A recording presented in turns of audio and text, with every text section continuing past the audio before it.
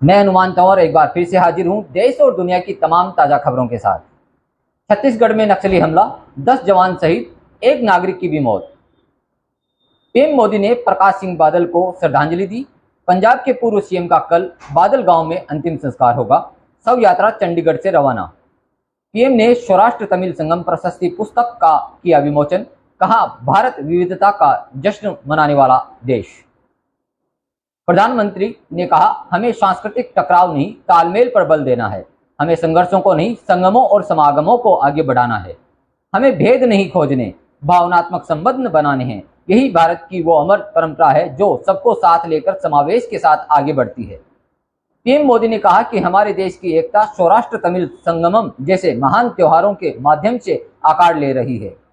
देश की एकता का यह उत्सव उन लाखों स्वतंत्रता सेनानियों के सपनों को भी पूरा कर रहा है जिन्होंने एक भारत श्रेष्ठ भारत के लिए अपने प्राणों की आहुति दी।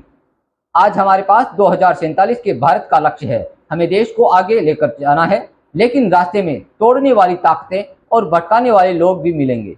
भारत कठिन से कठिन हालातों में भी कुछ नया करने की ताकत रखता है। सौराष्ट्र और तमिलनाडु का साझा इतिहास हमें यह भरोसा देता है। पीएम मोदी।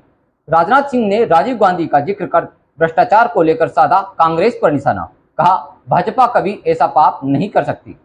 रक्षा मंत्री ने कहा कि राजीव गांधी ने कहा था कि भ्रष्टाचार पर इतना है कि अगर मैं 100 पैसा भेजता हूं तो लोगों को 14 पैसा मिलता है, लेकिन पीएम मोदी के नेतृत्व में हम अगर किसानों के खाते में 10,000 रुपए भेजते हैं तो उन्हें 10,000 ही मिलते हैं।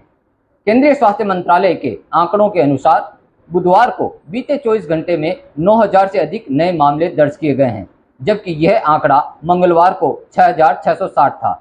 कर्नाटक में बोली प्रियंका, हम सच्चाई के लिए संघर्ष कर रहे हैं। राहुल पर फर्जी केस डालकर उन्हें संसद से निकाल दिया गया है। कर्नाटक में राहुल गांधी पर बरसे सीएम शिवराज। बोले वह 50 साल के हैं, लेकिन उनकी मानसिक उम्र 5 है।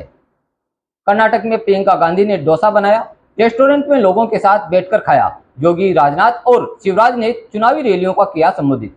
दिल्ली आपकी शैली ओबेरॉय निर्विरोध मेयर चुनी गई।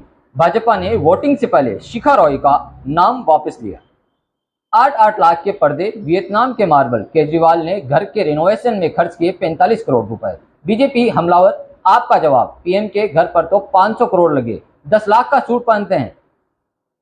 अरविंद केजरीवाल ईमानदार मुख्यमंत्री, बोले शरद पवार। महाराष्ट्र के घमासान पर भी दिया बयान। पवार ने महाराष्ट्र के राजनीतिक घमासान के बीच कहा कि सीएम बदलने के बारे में संजय राउत ने जो कुछ भी कहा है वह उनके अपने स्रोतों से ही होगा। उन्हें इस बारे में कोई जानकारी नहीं है। अजीत पवार भी खुद कह चुके हैं कि उन्हें भविष्य का सीएम बताने वाला पोस्टर लगाना पागलपन है। सुप्रीम कोर्ट ने दी टैक्स पेयर्स को राहत। कर अधिकारियों की मनमानी पर लगेगी लगाम। बढ़त के साथ बंद हुआ शेयर बाजार। सेंसेक्स में 200 अंकों की बढ़त। सूडान में अब तक 561 भारतीयों को निकाला गया। सऊदी अरब के जेदा पहुंचे 3,000 से ज्यादा अब भी रेस्क्यू के इंतजार में। नॉर्थ कोरिया को सिगरेट बेची ब्रिटिश कंपनी पर अमेरिका की कार्रवाई। लंदन में बनेगी ब्रिटेन का पहला जगन्नाथ मंदिर। ओडिया मूल के बिजनेसमैन ने दान किए 254 करोड़। पहला फेज 2024 तक होगा कंप्लीट। स्वीडन ने रिसर्च के लिए लॉन्च किया रॉकेट, गलती से नॉर्वे पर जा गिरा। सिंगापुर में भारतीय मूल के शख्स को सजाए मौत। गांजे की तस्करी का था आरोप। काबुल एयरपोर्ट पर सुसाइड अटैक की मास्टरमाइंड को तालिबान ने मार गिराया। आज की दिन भर की सुर्खियां। कल फिर से हाजिर होऊंगा नई खबरों के साथ। तब तक के लिए नमस्कार, शुभ संध्या।